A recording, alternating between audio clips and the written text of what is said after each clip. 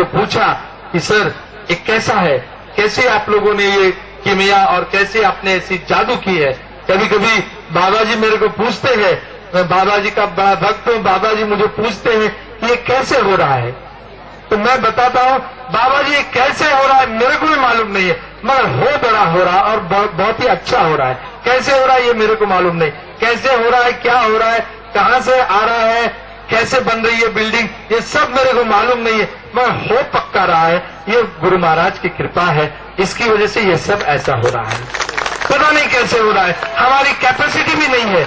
मैं और मेरे चारी जी जब हम दोनों एक छोटेपन से साथी है, एक ऐसा उदाहरण है कि दो भाई अगर एक साथ रहते हैं तो 10-20 लाख रुपए की संपत्ति के लिए लोग झगड़ा कर लेते हैं और आपस में एक का दक्षिण में मुंह होता है, एक का उत्तर में मुंह होता है।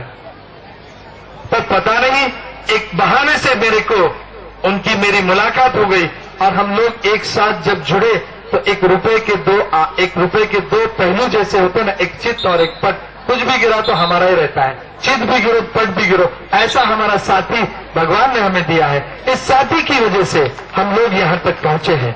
हम लोग देखते हैं, आश्चर्य करने जैसी बात है, एक पीढ़ी गुजर जाती है एक यूनिट डालने में, हम लोग हर साल एक नया यूनिट बना रहे हैं, हर साल एक नया ऑर्गेनाइजेशन बना रहे हैं। ये कैसे होता है? बाबा जी ने गुरुद्वारे में मेरे को पूछा, बेटा कैसे हो रहा है? तब मैंने कहा बाबा जी पता नहीं कैसे हो रहा है, मगर हो पक्का रहा है और बहुत ही बहुत बढ़िया हो रहा है। तब बाबा जी ने मेरे पीठ पे एक जोर से थाप मारी और मेरे को कहा सोच ऐसी ही रखो।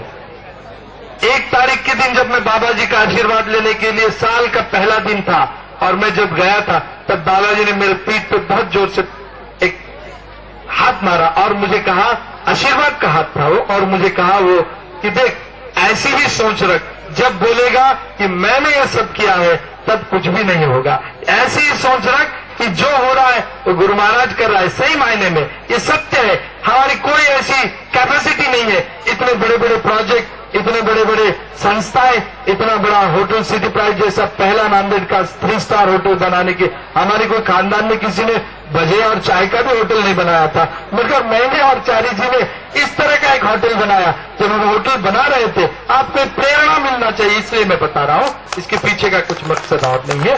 तो होटल बनाते वक्त बड़ा होटल बन रहा था, लोग आते थे, हम लोगों ने उस होटल की इनॉग्रेशन कैसे किया है वो एक कहानी है, मैं आपको बताता हूं। अलग अगर आप कुछ करोगे जीवन में तो ही सक्सेस होगे, इसके पीछे का वो राज मैं आपको आज यहाँ पे बताता हूं। हम लोग जब ये बना रहे थे, कुछ लोग कहते थे बना तो रहे हैं, चलाएगा कौन? कुछ कम्युनिटीज है ऐसी इस देश में, उनका वो ट्रेंड होता है, उनका ही वो बिजनेस होता है, ऐसा वो समझते थे। वो कहते हैं कि चलाएगा कौन? चलाना तो आखिर हमको ही है। ये बात जब हमारे कान पे आई तब हमने कहा कि वो होटल चलाने के लिए हमारे पास मैंगोज ग्रुप आया था, वो होटल चलाने के लिए हमारे पास लेमन ट्री का ग्रुप आया था, वो होटल चलाने के लिए हमारे पास ताज का ग्रुप के वाइस चेयरमैन आए थे, और हमने वो किसी को चलाने नहीं दिया। आज बहुत ही अभिमान से मैं कहना चाहता हूँ, बहुत अच्छी सेवा हम उस क्षेत्र में नांदेड़ और परिसर के लोगों को दे रहे। मित्रों, अगर करना है आपको, अगर करने की आप ठान लेते हो तो आप कुछ भी कर सकते हो, बशर्ते आपके दिल में वो ख्वाहिश चाहिए।